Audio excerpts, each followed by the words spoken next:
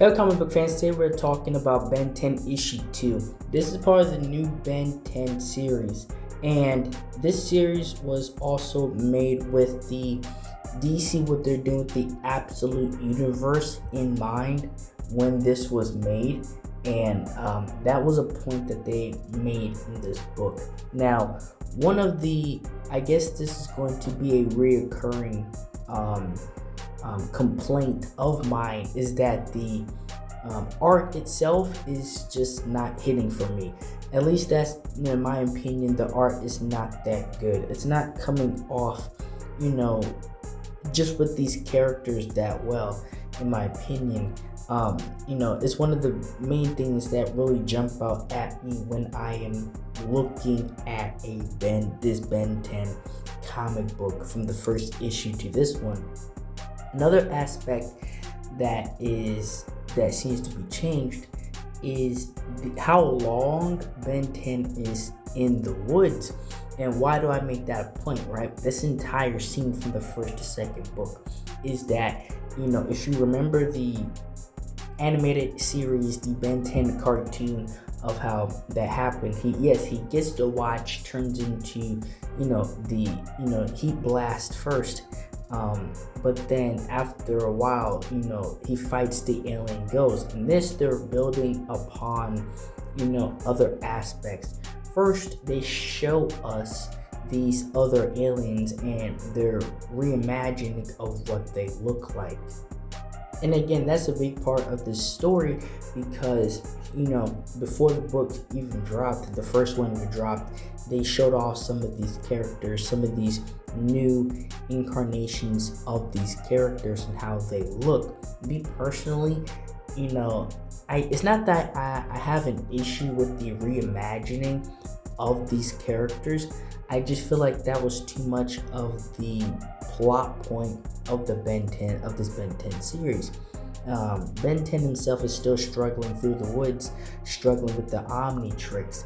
And another thing that happens in this issue is that Max, he gets, not only does he get lost in the woods looking for Ben, but he comes across the military base. Now, this is something new that is being added into the story, is that the military themselves is on the tail of Ben 10 himself and in the alien activity in the woods. So the Max gets snatched up, and his part in the story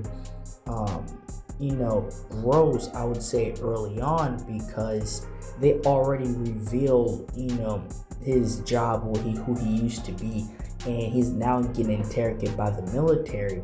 And, they shed a little light, on that, and also with Ben 10 himself. And that, I don't know how I feel, particularly about the military playing a very important part in the origin story of this iteration of the origin story of Ben 10. And as the story carries along, we finally get the,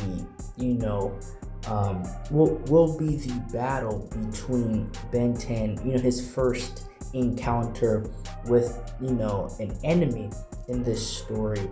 But before that happens, the military themselves are moving in, and they're getting closer to Ben 10 himself. And, he is trying to find a plan how to get the heck out of there. And then that's when they come across the other alien, the other alien death machine that had dropped. Now, as I'm reading this, again, you guys can tell me how you feel about this in the comments, because, in the original Ben 10 series, in the original stories as a whole, you didn't really get a lot of, the U.S. military, right? The humanity part, the military getting involved or the police getting involved. It was really fantastical in the fact of it was really contained to, though the situation and Ben 10 would handle it, right? there wasn't really any outside sources really, aware of dealing with that, and mostly because they would either clean it up in time or beat the bad guy. And he turns into many other of, aliens in the story, just showing them off.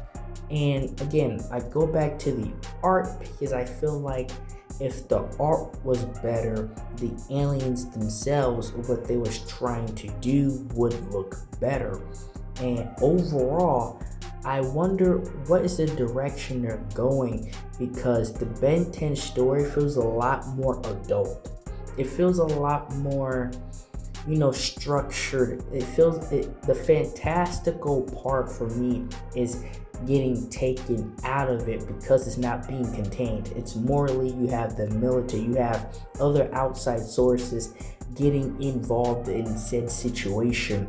So we're not really seeing that Ben 10 has to deal with this by himself. Like, obviously he would have to take this guy out, this alien bond, take him out, but we're not really getting that one-on-one, that intimate situation, with Ben 10 dealing with an alien, Max being there, and Gwen helping, right? We're dealing with, the global military, the US military being involved. And another thing that they show in these panels is that they show bits of gore, right? Showing that they're not particularly afraid to show some brutality. And again, I don't know how I feel about that, because I feel like Ben 10 is very much a kid-oriented IP. I feel like you don't really need to show gore.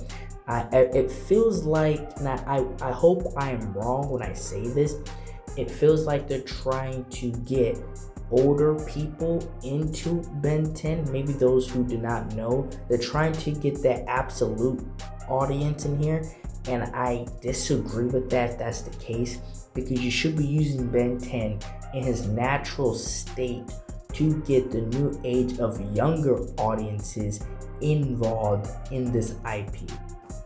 And that's all I have to say for this video. Thank you guys for watching this video. Like, share, and subscribe for more. And thank you for watching.